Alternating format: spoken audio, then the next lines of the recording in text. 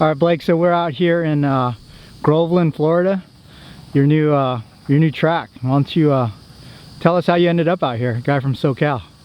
Yeah, just you know, everybody else trains out here and looked at you know, the fastest guys in the world have their own places or train at a private place. So figured that enabled to step up my game and become one of the top guys, and you know, move into the 450 class, that it was time to step it up and build my own place and you know, just build my own training facility here. So we got a place right here in you know, Florida. It happened to be only 20 minutes away from my grandpa. He lives right down the road, so worked out pretty convenient for that, and just started from scratch. It was bare grassland when we got it, and we just slowly been you know, digging away. So we started out with a few tractors and then just kept adding tractors for whatever we needed. If we needed to move more dirt, the last piece we got was a D9, just because hauling the dirt was taking too long. So in order to make hills like you can see in the background, you got to have something big. So just been adding it and just basically trying to make the facility that I can train on, and you know, people can come and ride and enjoy, and it's the closest thing to a, you know, natural motocross track like you'd get at Budds Creek or Red Bud or Millville. And trying to make it out of flat ground is a little bit tough, but we're definitely coming along. Yeah, so Florida's notoriously flat, and I mean, when I drove around the corner and pulled in and saw that mountain, I was just blown away. So I mean, you guys created your own elevation here. Yeah, we started, like I said, with just flat grassland. Just they were growing hay here, and just started digging. We plotted it all out and figured out how many yards of dirt we needed to move, and just started going. So we've been moving dirt for over a year now, just one scoop at a time, and it's a slow process, but it's definitely getting there, and people are loving it. They come out and ride, and they say that the dirt's awesome. And just it's pretty challenging because you got lots of hills and lots of elevation changes and lots of off cambers, and there's not really that many jumps. So you know, you get tired pretty fast out here. So hopefully it'll make it easier on the weekend. Yeah. So I know that you're notorious for training at Glen Helen back in the day. You know, renting the place, unprepped, on the roughest conditions possible. So I mean, this place is pretty amazing. I mean, it's I'd say it's motocross paradise, right? I mean, and you're gonna have what, 2 supercross tracks also? Yeah, 2 supercross tracks are going in. We got this one outdoor track, and then we got enough room in the back to build a second one if we need to build, you know, something smaller, a sand track or something. But yeah, just trying to make it so that this is the ultimate place to come and ride, and just get a group of guys to come here and just train. A lot of guys relocate from SoCal out here during the summer to train in the heat and humidity. So plus you have that, plus the track. I mean, this is the perfect place for a serious motocross guy. Yeah, that's the goal. The goal is to, you know, reinvest in myself by you know, building this place, and hopefully you know, make myself better and stronger and faster, and just basically try to build something that mimics and it's gonna make myself better, but also let people come here and if they want to, you know, ride and train here and stay and whatever they want to do to try and better themselves. And like you say, that California's hot, but here, just with the humidity, it's just a different kind of heat. So yeah, it's brutal, and we you know, I guess the hot commodity right now here at the Chupacabra Ranch was a swimming pool. And we took the excavator, dug a hole, put a plastic tarp in there, filled it up with water. So yesterday we had Roxon and Hampshire and Davalos and myself. There was probably 5 other people. I heard you guys jumped in with your gear on. Yeah, just straight after the moto, just get in. So it's you know, it's fun here as well, but you know, just come here and try to get the business done right in the morning, and then enjoy it in the afternoon. Yeah. So I know your dad Tom's a huge part of this. I mean, with his business at home, you've got a lot of resources and connections. How instrumental has your dad been in putting all this together? It wouldn't have even happened. the thought would have just been lost. Yeah. You know, he's been more than a big part of it. Probably, you know, 90% of it is him, and the other 10% is myself. So he's got the resources, and he's the one who's putting in, you know, most of the hard work and making it so that everybody can enjoy, you know, one of the best facilities there are. So we're just slowly adding to it. You know, there's only 4 of us building it, so we're not knocking it out overnight by all means, but definitely getting the priorities Yeah, done right. So I rolled up and you're running the D9 moving dirt. I mean, you're far from a superstar prima donna rider who's like not willing to get his hands dirty. I mean, you're in there.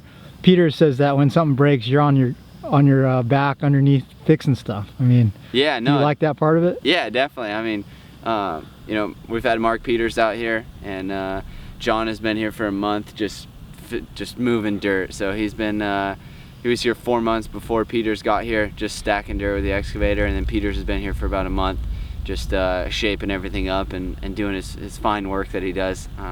I can move the mass amount of dirt with the 9, but there's no finish grading with me, so I just get the pile there and he situates it. But yeah, no, definitely when something breaks, and I get in there and just, you know, diesel, fuel, oil, grease, hydraulic fluid.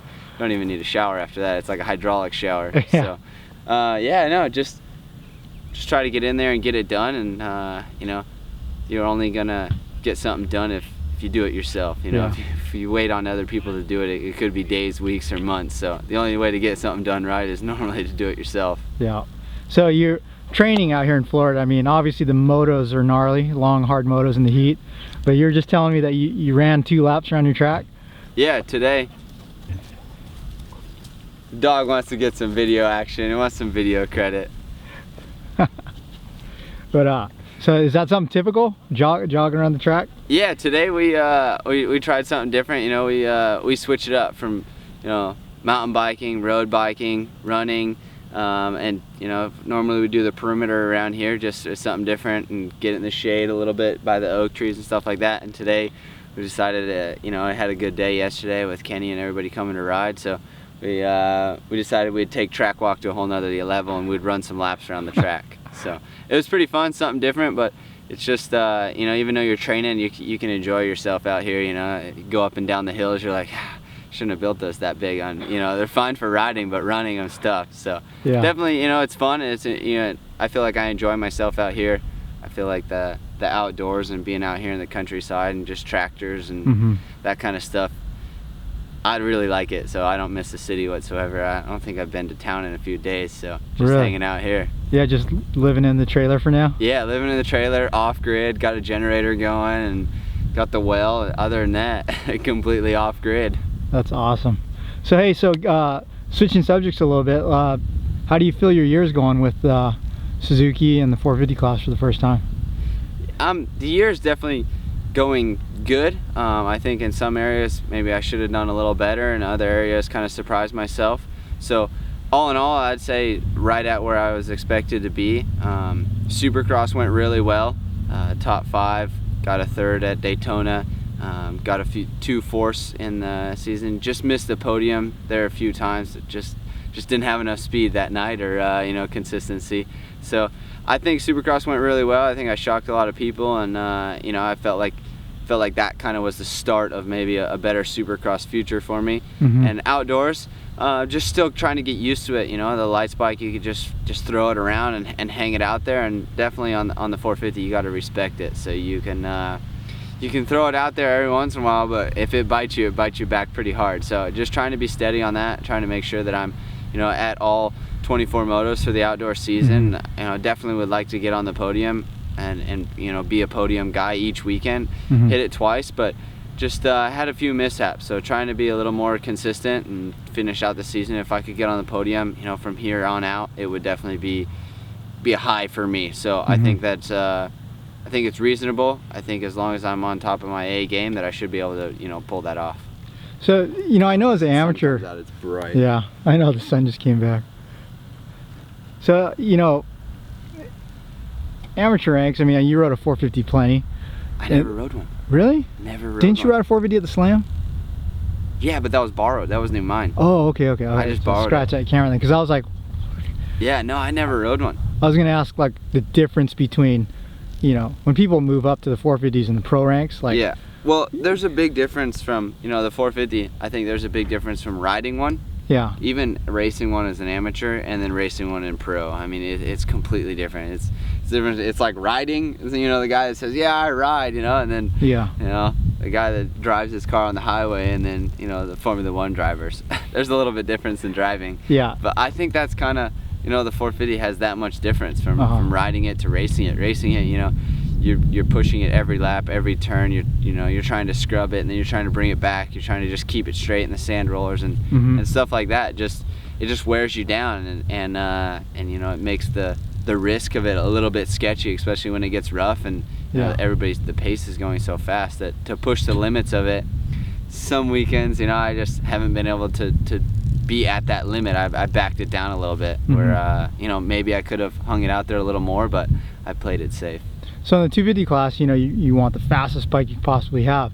That's not always necessarily the case in the 450s, right? It's a manageable bike. Yeah, manageable. I mean, that's where you got to respect it, because you got to manage the power. I mean, you know, it's maybe 15-20 pounds heavier, you know, 200 cc's more, but just the torque factor of it, it's got so much more torque that, you know, where the lights bike, you have perfect traction, you're just using the clutch or exploding it.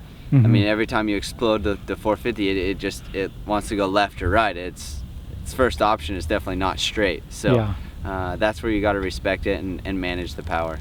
How do you feel with your setup? I mean, obviously, new bike, new team.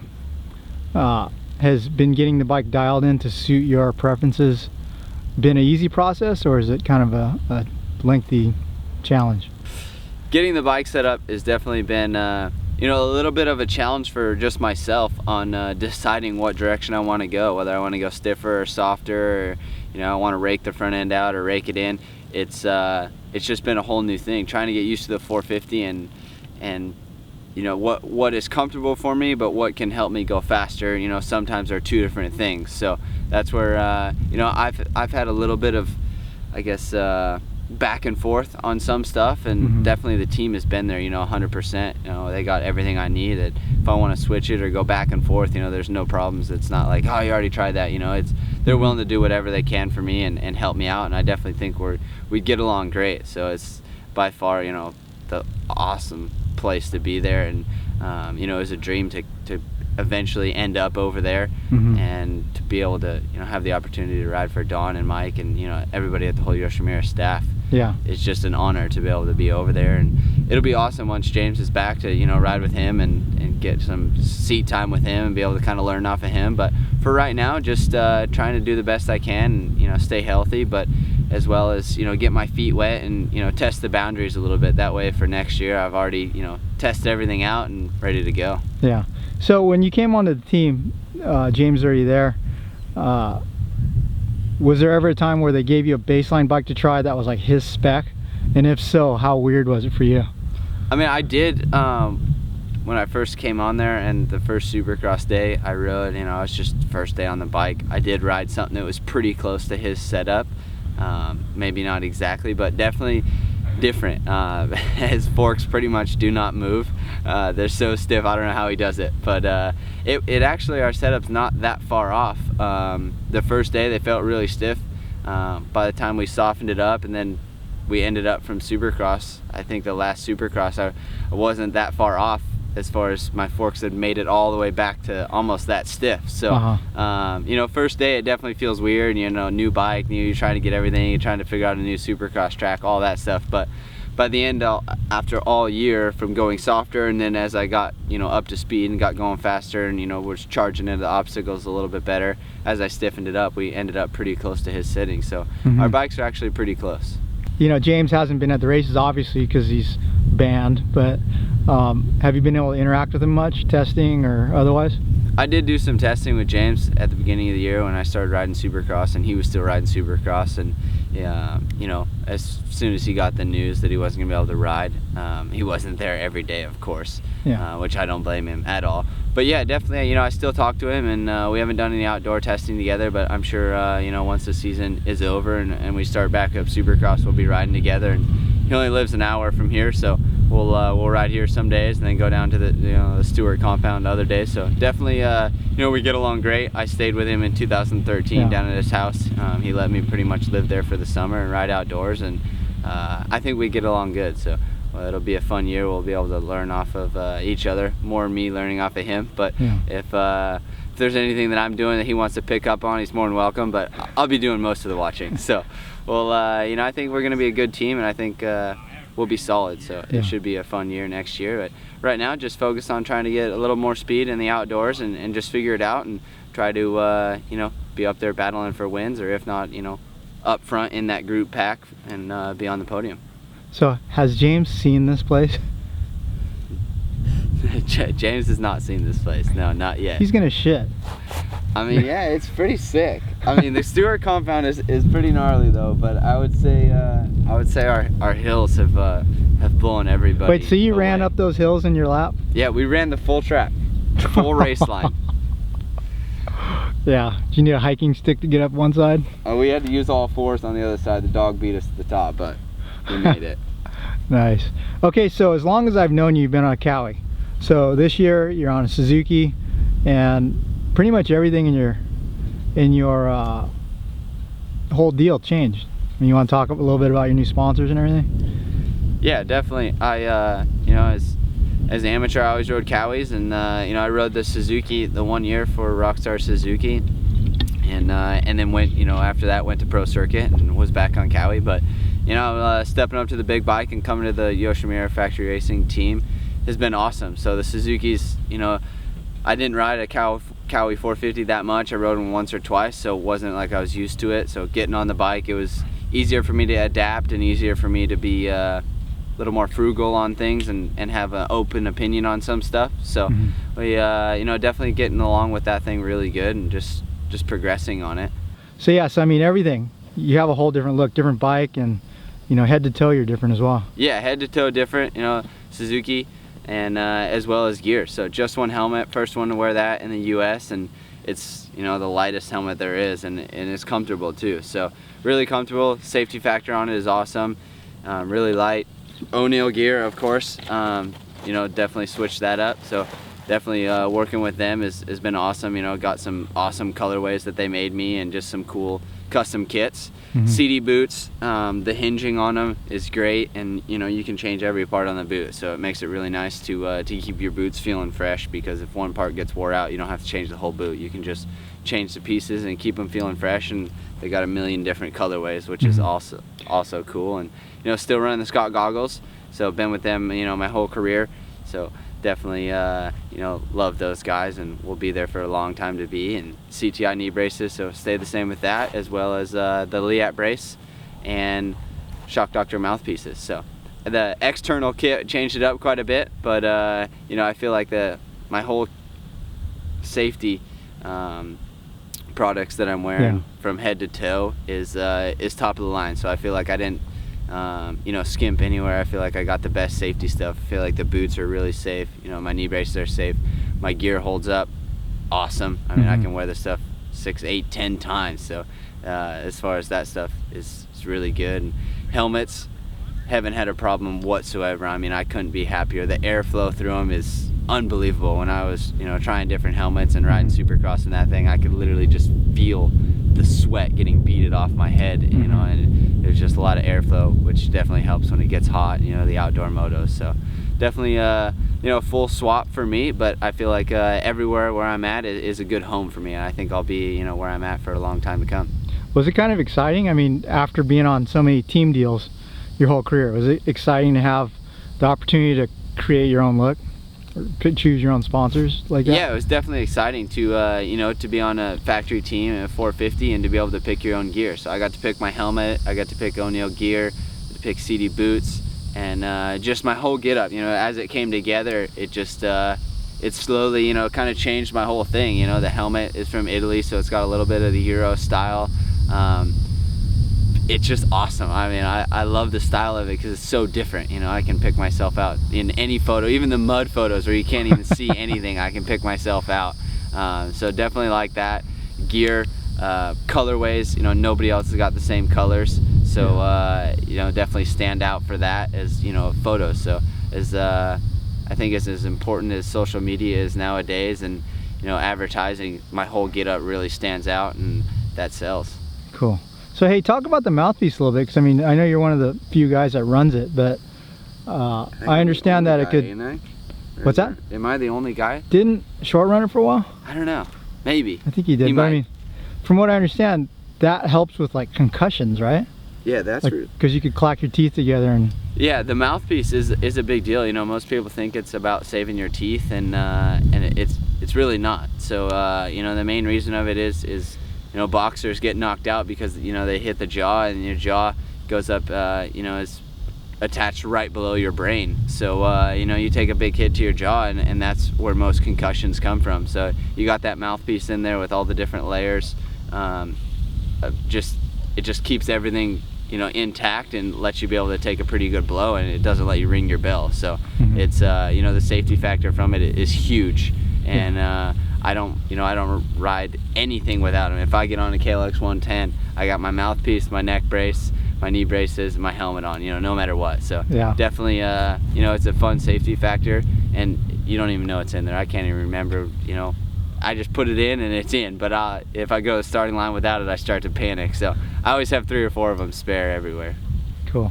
Well, hey man, thanks for having us out. We're super impressed by your whole facility here, and we can't wait to come back out when it's all finished and do some filming. Yeah, no problem. Thank you guys for coming out, and yeah, we'll keep adding to it. Every day it changes. So as Kenny and RJ and all them, every week that they show up, even Purcell, when he shows up, he's like, oh, you guys changed that already. So we're just adding to it, trying to make it you know, better and better, and make it you know, awesome for training in the ultimate place.